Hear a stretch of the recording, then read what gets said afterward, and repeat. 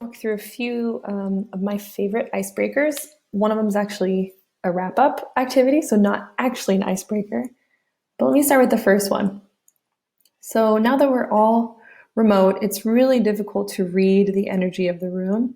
So one thing I've been trying out at the beginning of a call is I'll just put up this matrix and folks will respond with a one dot answer. So the matrix is, how are you feeling from high energy to low energy and from overwhelmed to balanced. And I just kind of came up with those terms on my own. So depending on what you're hoping to learn from the room, you can come up with your own. Maybe it's, excited versus not excited. I think it can really be left up to what the situation calls for. But people will then just start answering the question. They'll kind of put themselves onto the board. And this usually takes about 1 minute. You can turn the cursor view on or off depending on whether you want everyone to be able to see at the same time or not. But generally what you'll see is then you'll be able to kind of read the energy of the room. So if the dots are all over the place, then you know that you have a room with a lot of differing emotions and feelings. If everyone is kind of in one area, it can just allow you to really just read the energy and then move forward with that in mind. So you can take a moment after you do this icebreaker just to acknowledge the way that people are feeling. If everyone is feeling really overwhelmed, maybe we just take a quick moment of silence and breathe and then move on with our meeting or our workshop. So just a really great way to read the room.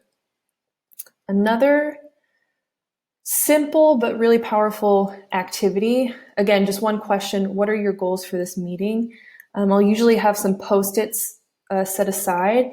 And this is really good for cross-functional meetings or workshops, right? You can insert a different question if you like, but kind of that simple one question with one answer.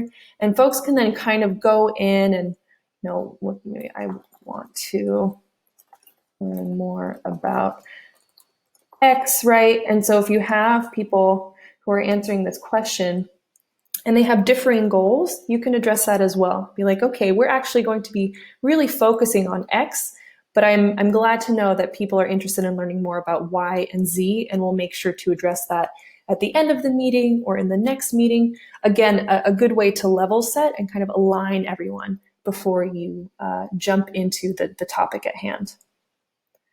And then just lastly, really briefly, this is not an icebreaker. It's actually a quick retrospective.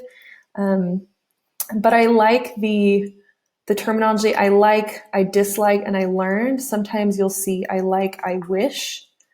And you can decide what kind of question you would like. So it can be about a certain experience, or maybe we can say, how was this meeting for you? I like this, so I like that it was interactive. And you can set a timer and have everyone answer these all at the same time. Or you can do it one at a time, just depending on what you would like to do as a facilitator. So maybe you set 2 minutes and everyone answers all 3 questions, or maybe you set 1 minute for each section.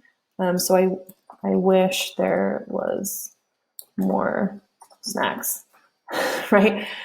So people can kind of give that positive feedback, that constructive criticism, and then actually ponder on what they learned. I learned more about, my colleagues, right? And so it allows us to all take a moment and really reflect on what we learned, take that moment before we move on to the next meeting or the next thing that we have on our calendar.